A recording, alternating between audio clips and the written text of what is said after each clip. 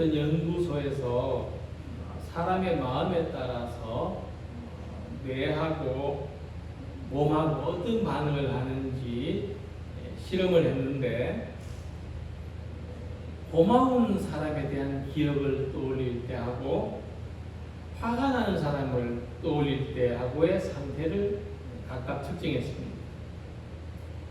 먼저 고마워하는 사람에게 감사하는 마음을 가졌을 때 뇌가 보내는 파장은 안정적이었고 심장의 박동도 안정되어 있었습니다.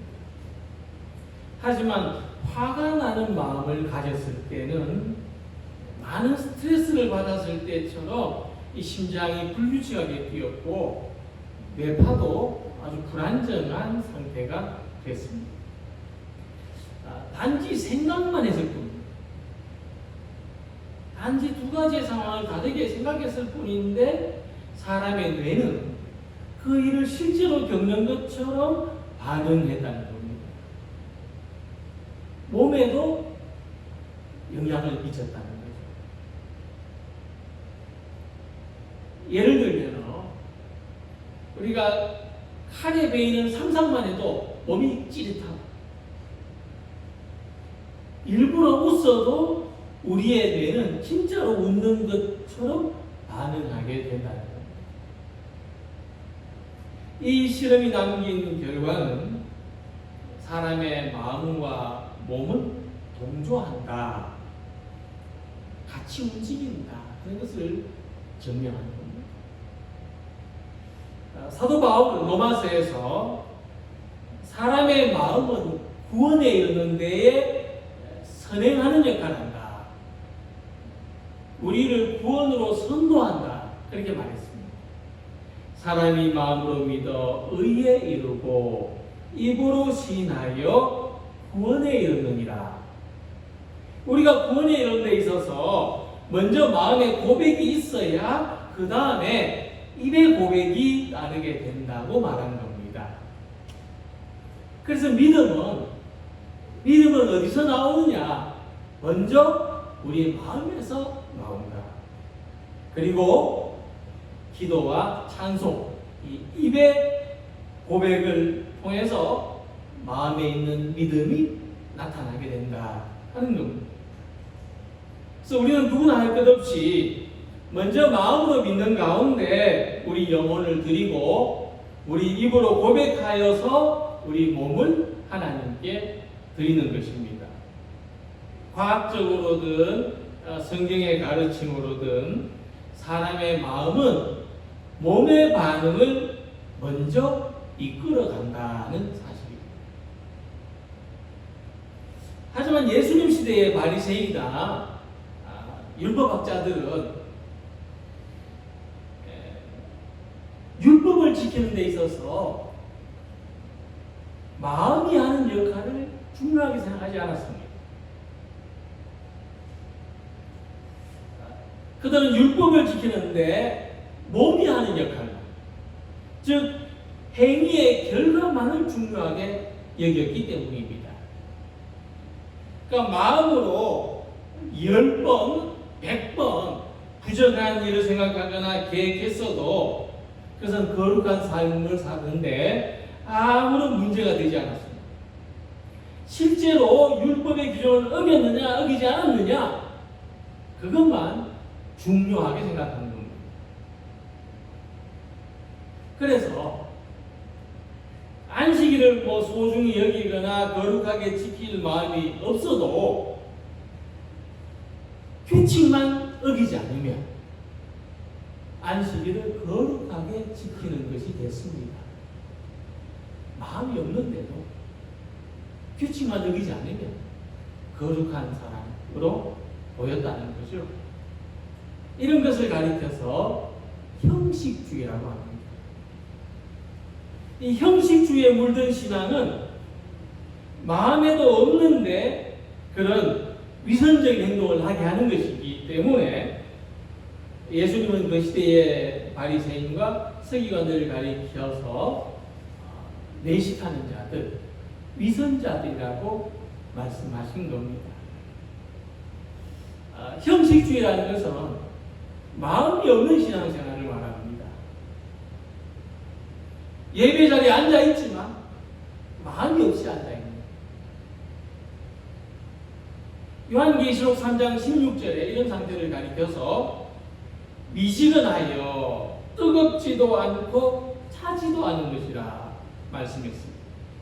그 결과 주님은 내가 이같이 미지근하여 뜨겁지도 아니하고 차지도 아니하니 내 입에서 너를 토하여 내치리라 이 말씀하십니다.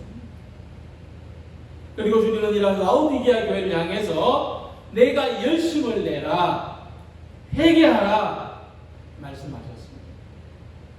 이 같은 형식주의에서 벗어나는 방법은 돌이켜서 열심을 내는 거예요. 열심을 내는 것이 회개입니다. 우리 모두가 이 마음의 열심을 가져서 이 마음의 열심이 몸의 열심을 끌어갈 수 있도록 오늘도 하나님의 은혜를 간절히 바라는 마음으로 예배하는 성도들이 되시기를 소망합니다. 오늘 함께 읽은 말씀은 하나님을 믿는 거룩한 삶의 마음의 중요성, 마음이 얼마나 중요한지를 가르쳐 주시는 내용입니다. 먼저 본문에 사람이 가진 여러 가지 마음들 가운데서 남자가 또는 여자가 자기 아내가 아닌 자기 남편이 아닌 다른 남성이나 여성을 소유하고 싶어하는 마음에 대해서 말씀하고 있습니다. 사람은 어느 누구에게도 소유할 수 있는, 소유당할 수 있는 대상은 아닙니다만은 예수님 시대 유대인들은 자기 아내를 재산처럼 물건처럼 소유할 수 있다고 생각했습니다. 그래서 예수님은 당시 사람들이 가진 이런 생각을 토대로 자기 아내 외에 다른 여성을 소유하려고 해서는 안 된다 말씀하신 거죠. 특히 이런 마음이 어떤 마음이냐? 자기 아내 외에 다른 여성을 소유하고 싶은 마음은 어떤 마음이냐? 음욕을 품고 여자를 보는 것이다 하고 말씀했습니다. 나는 너희에게 이르노니 음욕을 품고 여자를 보는 자마다 마음의 힘이 가능하였느니라 하고 말씀하십니다. 자, 여기서 음욕이라는 단어를 설명하면 우리가 생각하는 그 뜻과는 다릅니다. 음욕을 품고 남자나 여자를 바라본다는 것은 내 것으로 소유하고 싶은 마음을 가지고 사람을 대하는 것을 말합니다. 물론 이성은 아니죠. 그래서 이 단어는 일반적으로 욕구하다, 원하다, 탐내다 하는 의미로 사용되어져 있습니다. 남의 것을 내 것으로 만들고 싶은 마음을 의미하는 거죠.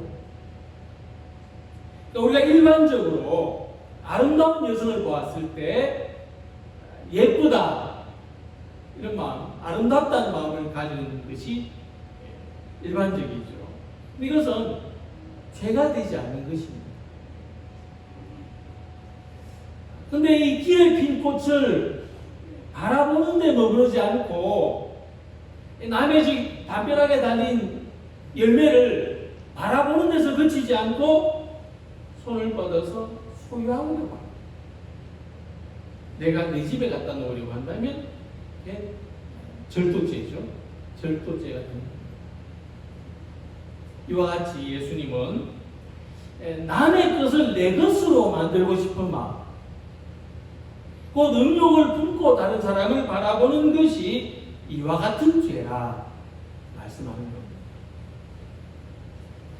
그런데 함께 생각해 볼 것은 구약시대의 선지자들이 이스라엘 백성들이 하나님 외에 다른 신들을 숭배하는 것을 우상 숭배하는 것을 간음이라고 표현했다는 겁니다. 우상 숭배는 영적인 간음으로 간주됩니다. 자, 왜 이런 표현을 쓰느냐 하면은 우상 숭배를 하는 사람들의 그 종교적인 심리를 잘 파악했던 거죠.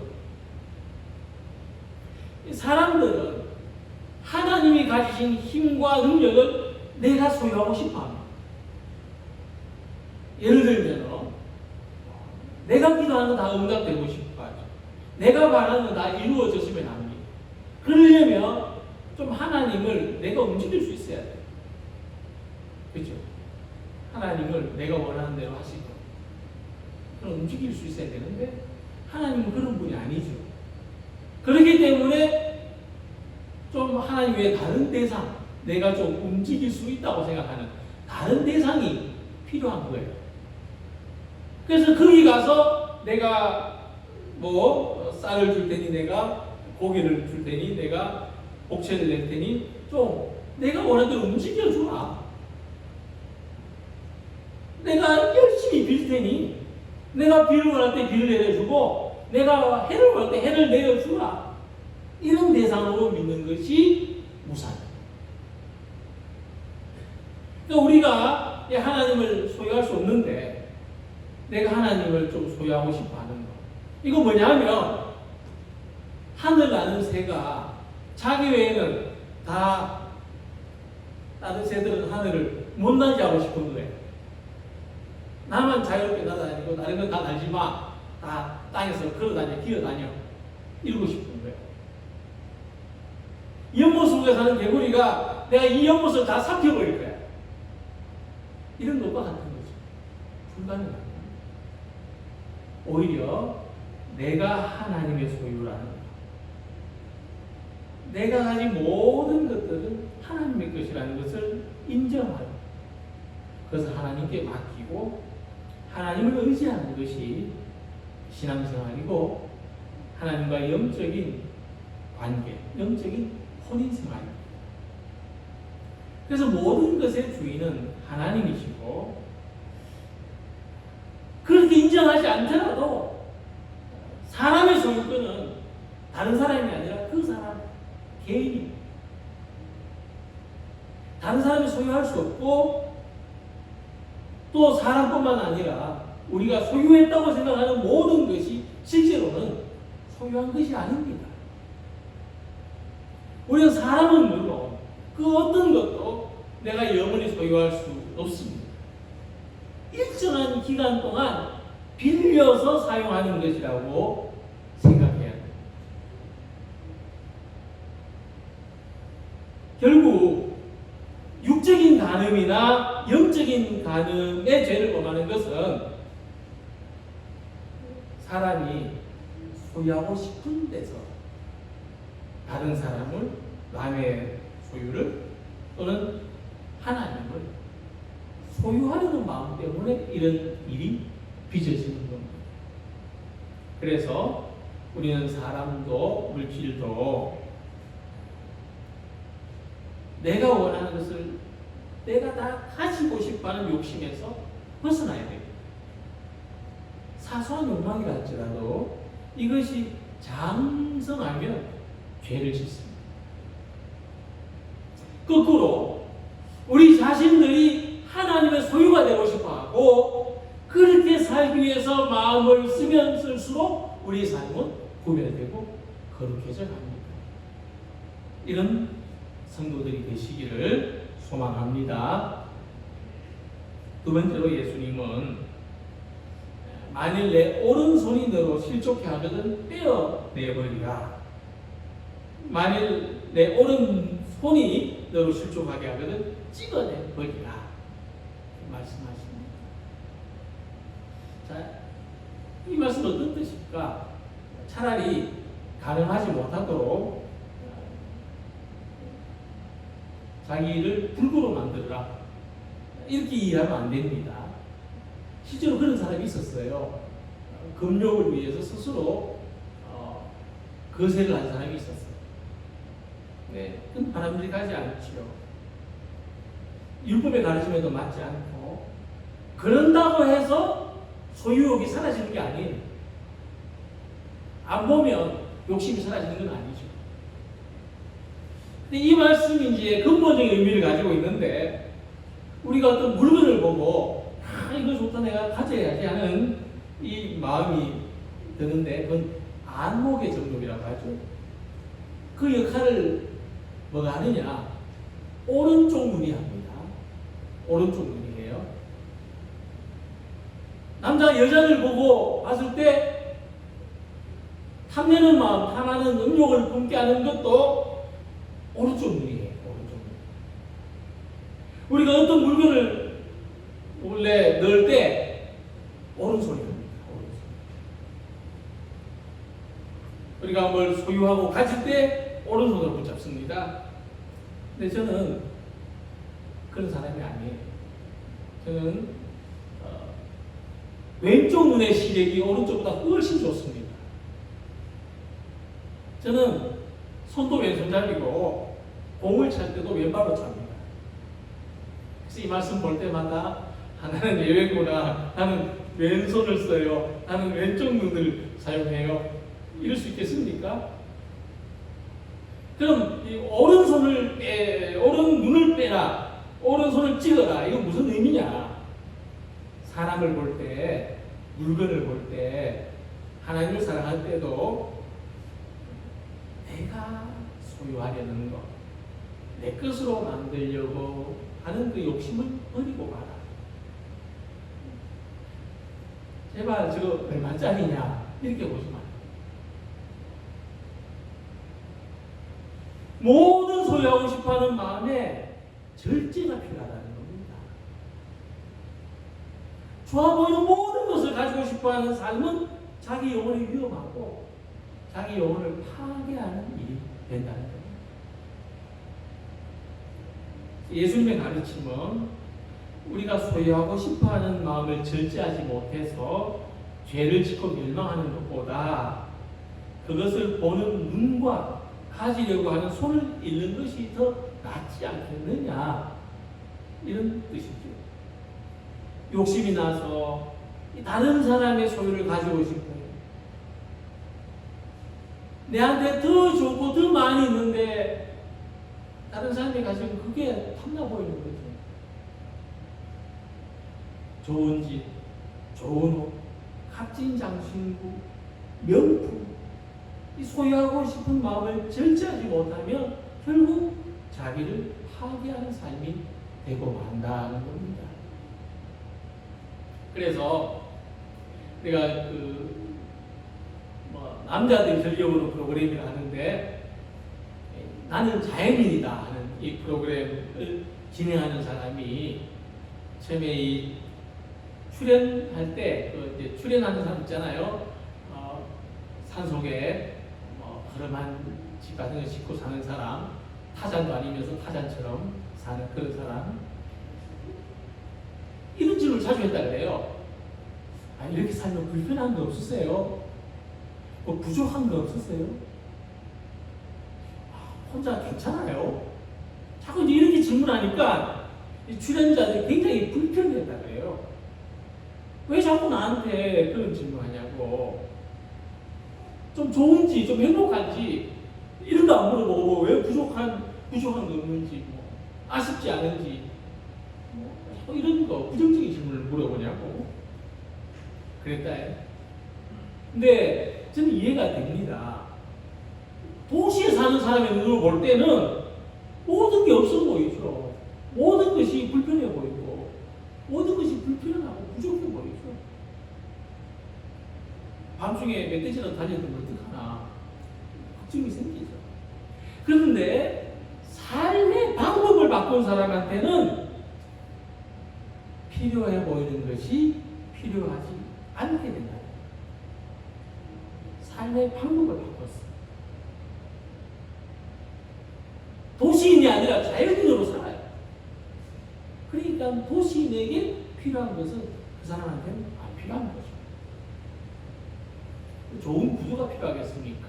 멋진 양복이 필요하겠습니까? 필요 없는 거예요. 오히려 불편한 거죠. 그래서 신앙생활은 뭐냐면 삶의 방법을 바꾸는 겁니다. 우리가 예전처럼 똑같이 살면서 신앙으로 뭔가를 그저 듣는 필요하는 게 아니에요. 자꾸 삶의 방법을 바꾸어가는 겁니다. 다르게 사는 거죠. 육신의 정욕을 채우는 일에 몰두하지 않고 성령 안에서 살아가기를 힘쓰는 거죠. 물질을 더 많이 소유하고 없는 것을 더 가지려고 하는 욕심을 가지는 것이 아니라 있는 것을 잘 사용하고자 자족하는 것. 그리고 하나님께서 맡겨주신 사명 잘 감당하려고 하는 것. 삶의 방법을 다르게 살아가는 우리가 되기를 소망합니다.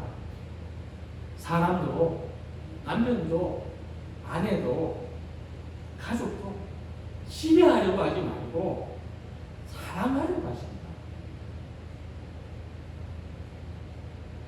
간섭하려고 하지 말고 관심을 가져주길 바랍니다.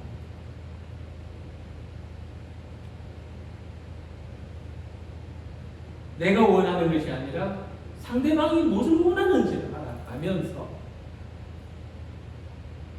내 욕구를 절제하여서 사람들과의 관계, 하나님과의 관계에서도 부족함이 없는 삶을 살아가는 우리 모두가 되시기를 바랍니다. 그리고 세 번째는 우리는 거짓된 마음에 머물러서는 안 됩니다. 거짓된 마음은 특징이 있는데 자기 스스로를 속이거나 다른 사람을 속이는데 그것을 속이지 않는 것이라 진실 또는 진심이라고 생각하는 것을 거짓된 마음이라고 합니다. 그래서 예수님 말씀하시기를 누구든지 음행한 이유 없이 아내를 버리면 이는 그로 간음하게 함이요 또 누구든지 버림받은 여자에게 장가드는 자도 간음함이니라 하셨습니다. 이 말씀을 보면은 당시 유대인들은 다른 여성들과 결혼하기 위해서 자기의 아내를 거짓 이유를 만들어서 자기 아내를 버리는 일들이 많았다는 겁니다. 또 이런 일들을 사회적으로 묵인하는 사례가 흔히 있었다는 거죠. 그래서 사회적으로 용인되는 거짓말이 있었습니다. 또 기만적인 일들이 흔히 있었습니다.